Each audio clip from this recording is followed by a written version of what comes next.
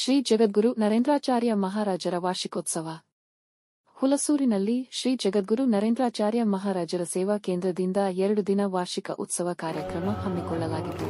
ಈ ಕಾರ್ಯಕ್ರಮದಲ್ಲಿ ಶುಕ್ರವಾರ ಬೆಳಗ್ಗೆ ಶ್ರೀ ಜಗದ್ಗುರು ನರೇಂದ್ರಾಚಾರ್ಯ ಮಹಾರಾಜರ ಧೂಪ ಆರತಿ ಮುಖಾಂತರ ಕಾರ್ಯಕ್ರಮಕ್ಕೆ ಚಾಲನೆ ನೀಡಲಾಯಿತು.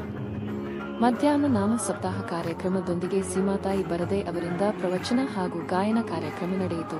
ಈ ವೇಳೆ ಸಂಘದ ಅಧ್ಯಕ್ಷರಾದ ಅನಿಲ್ ಕುಮಾರ ವಾಲೆ, ರೋಹಿದಾಸ್ ಕಾಂಬಳೆ, ಸಂಜಯ್ ಕುಮಾರ ರಾಸುರೆ, ಚಂದ್ರಕಾಂತ ಬೋಪಳೆ, ಬಾಲಾಜಿ ಮೆಹ್ತ್ರೆ, ರಾಜು ಗೋಪಣೆ, ಬಾಬುರಾವ್ ಚೋಪ್ಟೆ, ಜ್ಞಾನೇಶ್ವರ್ ಪಾಟೀಲ್, ದಯಾನಂದ ಗಾಯಕವಾಡ, ಕಿಶನ್ ಗಾಯಕವಾಡ, ಸಂಜಯ್ ಕುಮಾರ ಗಾಯಕವಾಡ, ದೇವೇಂದ್ರ ಬೋಪಳೆ, ನಾಗೇಶ ಬೋಪಳೆ, ಮಹಾದೇವಿ ಬೋಪಳೆ, ಸುರೇಕಲಾ ಬೋಪಳೆ, ಮಹಾನಂದ ಕಡಾದಿ ಸೇರಿದಂತೆ ಅನೇಕರು ಉಪಸ್ಥಿತರು.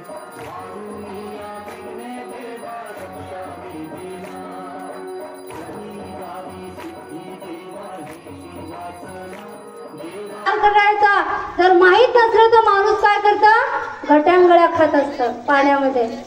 त्याला पोहता येत नाही, ते पाण्यामध्ये घटांगळ्या खातात. आपणही तेच करायलो.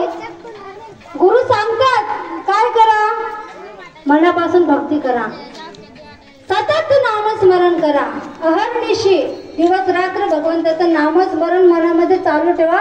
हे सगळे संत सांगतात. ज्ञानेश्वर माऊली तेच सांगतात, तुकाराम महाराज पण तेच सांगतात, सर्व संत हेच सांगतात.